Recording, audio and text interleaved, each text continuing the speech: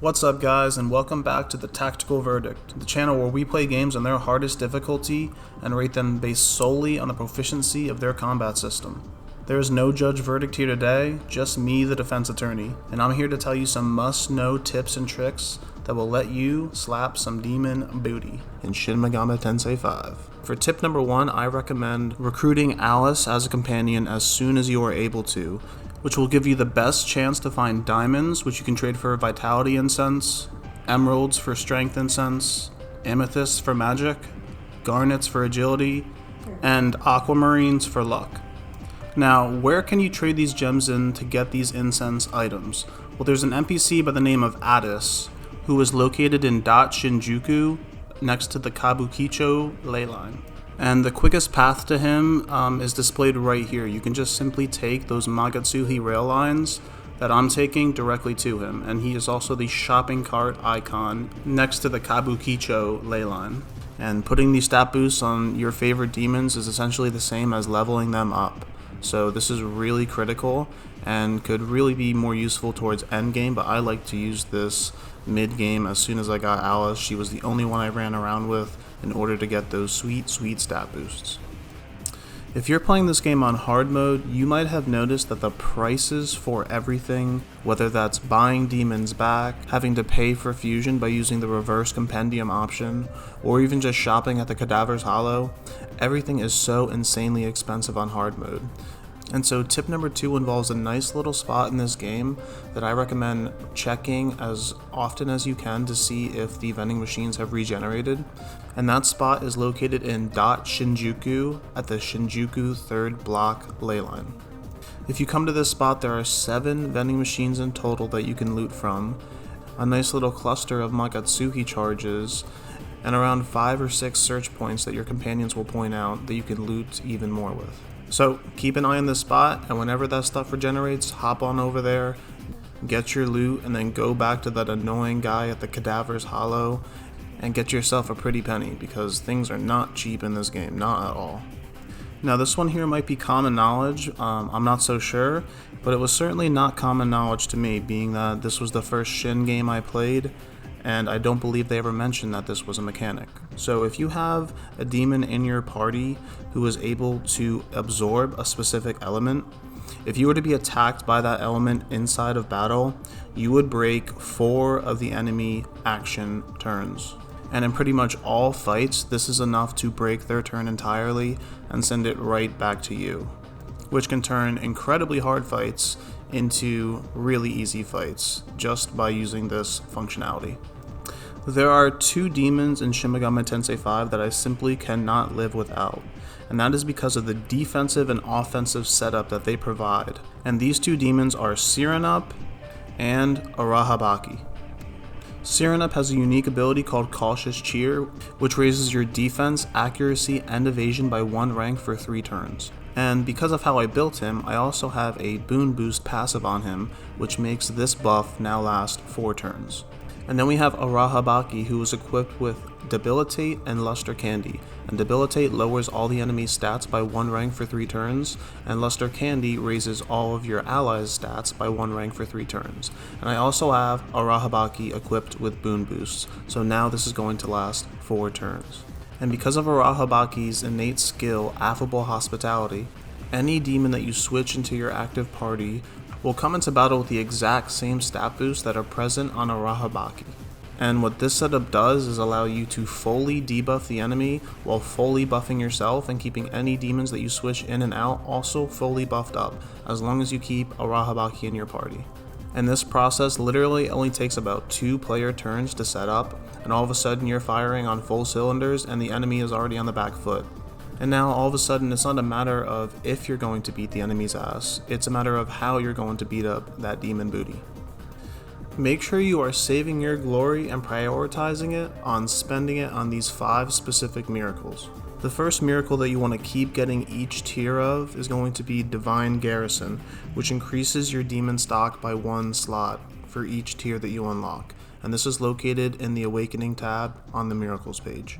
The other 2 miracles that you're going to want to get every time that they appear or unlock are Divine Proficiency, which gives your Nahobino 1 extra skill slot, and Demon Proficiency, which gives your demons 1 extra skill slot to play around with, which is absolutely crucial when you're trying to build your party to be as diverse as possible. And the other must-have miracle is located in the Doctrine tab of the Miracle page, and that is called Divine Amalgamation. And this allows the Nahobino to learn affinity resistances from essences. And as you can see here, how I have the Nahobino built, because I've utilized this feature, I have absolutely 0 weaknesses, and in fact I'm fully able to block 3 of them, with fire being the only element that does actual normal damage to my player character.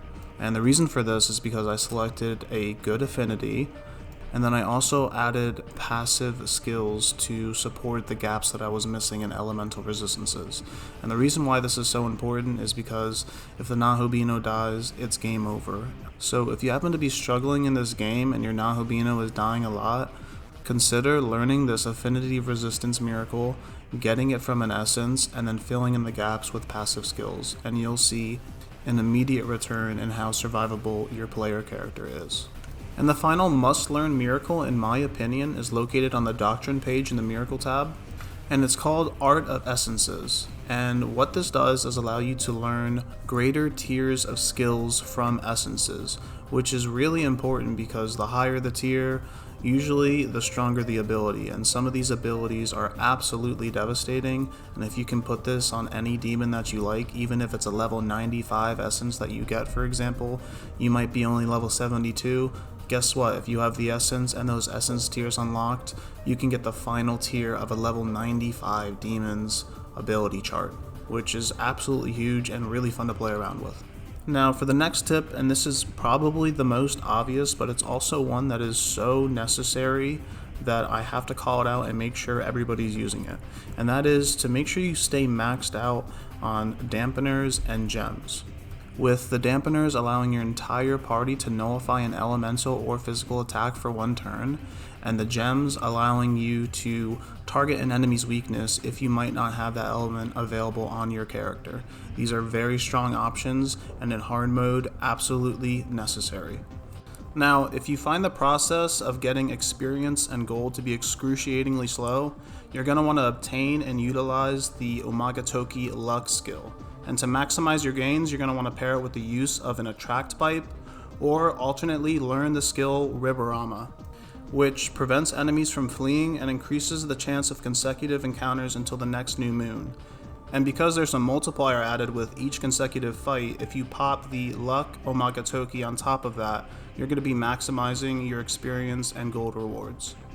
If you're walking around with a full stock of demons and there's a demon in the overworld that you know you're going to want to use, go ahead, initiate a battle, and talk with the demon. Win the negotiation, and even though he's not going to join your party right now, the next time you go, if you have open party space, he'll join or she'll join immediately without you having to redo the negotiation from start. The Magatsuhi skills in Shin Megami Tensei V are incredibly powerful. Want to use more of it more often? Well, here's what you have to do. After prioritizing the miracles I suggested in tip number 5, you're going to want to spend your glory in the Supremacy tab of the Miracles page, and learn every miracle that allows you to boost your Magatsuhi meter in one way or another. These include miracles like Vengeful Opportunist, Fell Swoop, Counter Incentive Resist, Counter Incentive Null, and quite a few more that are present in this page. If you want to maximize your Magatsuhi even further, you can get the Nahobino through Special Fusion, and his innate skill, the Magatsuhi Thriftiness, which, while in the active party, very slightly decreases the amount of Magatsuhi consumed when an ally uses a Magatsuhi skill. So get Nahobino in there, learn all those miracles, and when you pop that Magatsuhi skill, you'll notice that the Magatsuhi meter does not get entirely consumed, and you'll be left with about 15% of the bar already filled up. Which, may seem minor, but it really starts adding up when you consider all the other ways that you can generate Magatsuhi meter. And the final thing that you can do to increase that Magatsuhi meter buildup is to acquire a skill from an essence called Aogami Type C, and that skill is Evergreen Dance, which greatly increases the Magatsuhi gauge once per turn. And when they say greatly, they really mean it. Just take a look at how much this fills the meter.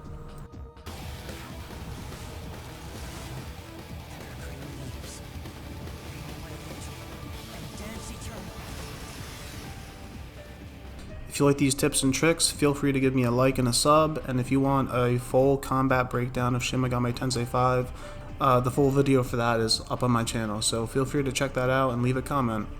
With that out of the way, happy Halloween, and remember, combat is king.